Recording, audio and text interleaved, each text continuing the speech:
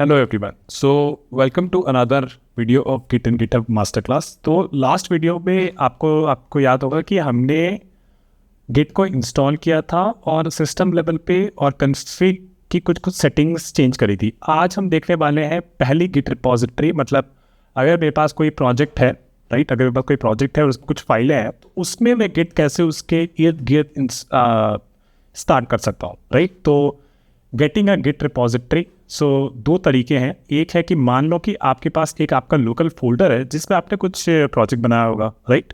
तो अभी हम उसको गिट रिपॉजिटरी में कैसे चेंज करें। गिट रिपॉजिटरी का मतलब कुछ नहीं होता। गिट रिपॉजिटरी का मतलब बस ये होता है कि आपके पास एक प्रोजेक्ट है और उसमें गिट ना उसे ट्रैक कर रहा है, उनकी फाइलों को ट्रैक कर रहा है, उस प्रोजेक्ट को ट्रैक कर रहा है, उसको हम कहते हैं गिट रिपॉजिटरी।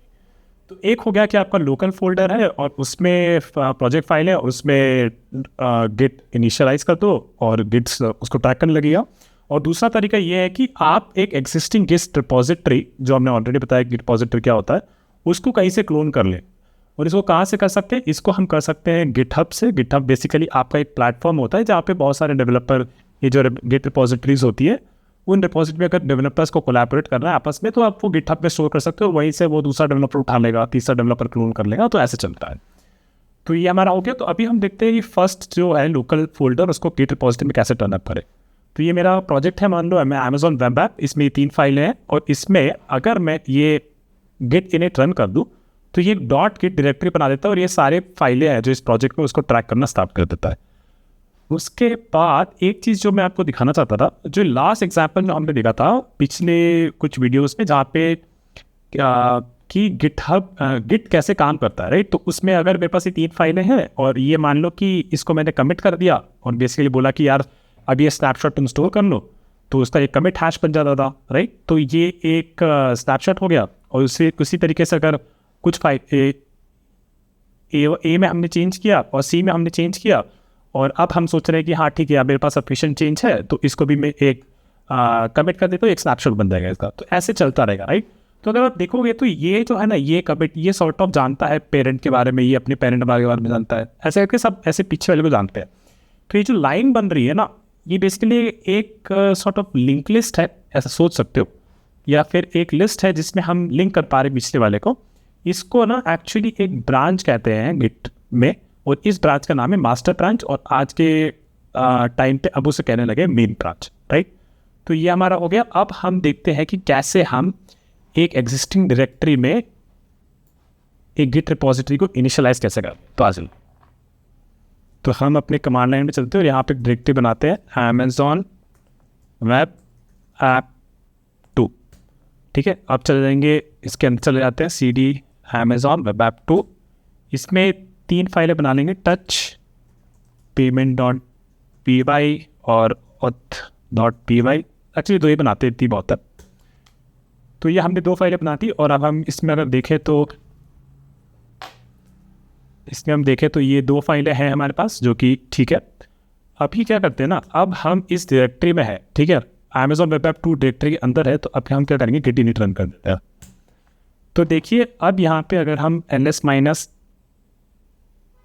रन करें तो हम देखेंगे कि यहाँ पे एक डॉट गिट डायरेक्टरी बन गई, और ये गिट डायरेक्टरी बेसिकली बता रही है कि ये प्रोजेक्ट अब गिट के अंदर आ गया है और इसको हमें गिट रिपॉजिटरी कह सकते हैं।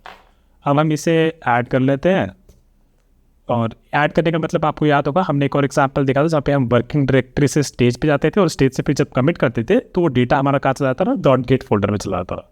अगर आपने नहीं देखा होगा तो आप लास्ट वीडियोज़ पे जाके देख सकते हो। अब मैं अगर इसे कमिट कर दूंगा, Git commit -m first version, इसके बारे में हम पढ़ेंगे आगे, बट ऐसा सोचो कि ये एक कमिट हो रही है, एक स्नैपशॉट बन रहा है प्रोजेक्ट का, ठीक है। तो ये हमारा प्रोजेक्ट का स्नैपशॉट बन गया और ये हमने कमिट कर दिया, ठीक है। तो बेसिकली अब हमने क्या किया है, हमारे पास एक गिट रिपॉजिटरी है और जिसमें फाइल को ट्रैक कर रहे हो, इनिशियल कमिट भी है। अब हम क्या करेंगे, हम दूसरा देखेंगे जिसमें हम कह रहे थे कि गिटहब से कुछ क्लोन करके और देखें कि उसमें क्या डॉट गिट ये फाइल ऑटोमेटिकली रहती है कि नहीं। तो बेसिकली जब हम ऐसे क्लोन करते हैं तो होता क्या है कि क्लोन करने से हमारे पास गिटहब से एक उस प्रोजेक्ट का पूरा कॉपी आ जाता है जो गिटहब सर्वर पे रखा हुआ है, राइट, इट्स अ प्लेटफॉर्म। और फिर उसका करने का तरीका ये है कि गिट क्लोन करिए और आप URL पास कर दीजिए, जो कि मैं अभी आपको दिखाऊंगा गिटहब पे कैसे करते हैं। राइट। तो अभी हम इसको करके देखते हैं। तो मैंने एक प्रोजेक्ट यहाँ पे ढूंढा था स्नैप करके, इसका मैं यूआरएल कॉपी कर लेता हूँ। राइट, ये क्लोन यूआरएल है, ये आपको मिलेगा यहाँ से। इसमें जाओगे आप Node.js के, उस पर स्नैप पे जाओगे, कोड पे जाओगे और यहाँ पे HTTPS प्रोटोकॉल यूज़ करना एक बार के लिए और इसे कॉपी कर लेना। और हमने लिखा है गिट क्लोन और यूआरएल पास कर देना है। तो चलो करके देखते हैं सब। यहाँ से बाहर आ जाते हैं और यहाँ पे हम करते हैं गिट क्लोन और ये यूआरएल पास कर देते हैं। तो देखते हैं अभी क्या होगा। तो अभी ना वो पूरी कॉपी हमारे पास आ गई। और अगर हम स्नैप में जाएं और देखें कि ऑलरेडी यहाँ पे एक मेन तो कुछ दिख रहा है ना। तो इसको मैं ls कर देता हूँ, ls-al। तो आपको वो .git वाला फोल्डर भी दिख जाएगा। राइट, तो इसका मतलब ये ऑलरेडी इनिशियलाइज हो गया था, क्योंकि वो गिट हब पे था। तो गिट हब पे केवल रिपोजिटरीज ही होती है। अगर आप गिट क्लोन यूआरएल और डायरेक्टरी नेम देंगे तो बेसिकली ये जो कॉपी होगा, जो प्रोजेक्ट आपने गिटहब से फेच किया है, क्लोन किया है, वो एक्चुअली इस डायरेक्टरी में जाके सेव हो जाएगा। गिट जो है बहुत सारे प्रोटोकॉल्स सपोर्ट करता है। हम यहाँ पे HTTPS यूज़ कर रहे हैं। हम आगे देखेंगे कि गिट प्रोटोकॉल और SSH प्रोटोकॉल, इन सब से क्या फ़ायदे और क्या नुकसान हो सकता है, या फिर HTTPS से क्या फ़ायदे नुकसान हो सकते हैं, ये सब के बारे में हम बाद में डिस्कस करेंगे। तो ये हमारा वीडियो यहाँ पे कंक्लूड होता है, जहाँ पे हमने देखा कि कैसे हम लोग एक गिट रिपोजिटरी को इनिशियलाइज कर सकते हैं। राइट, और मैं शायद कुछ भूल रहा हूँ, एक सेकेंड। हाँ, तो ये हम लोग को याद होगा कि सबवर्जन बेसिकली अगर हमारे पास CVCS होता, सेंट्रल वर्जन कंट्रोल सिस्टम होता, तो उसमें हमारे पास बस वो प्रोजेक्ट की वर्किंग कॉपी आती है। ये जो गिट जब हमने क्लोन किया था तो हमारे पास जो .git आया था ना, उसमें वो पूरी हिस्ट्री रहती है। डेटा तो रहता है ये प्रोजेक्ट का, उसके साथ साथ पूरी हिस्ट्री भी रहती है। तो ये है डिफरेंस जब हम गिट से क्लोन कर रहे हैं या फिर गिट और गिटहब से काम कर रहे हैं और कंपेयर टू CVCS से काम कर रहे हैं। इसमें जो पूरी हिस्ट्री नहीं आती, उसमें बस एक वर्किंग कॉपी आती है। और बेसिकली आई थिंक शायद लास्ट सबसे latest version of the project आता है। तो ये एक डिफरेंस है, ये याद रखना। तो I think this should be enough for this video. Thank you guys.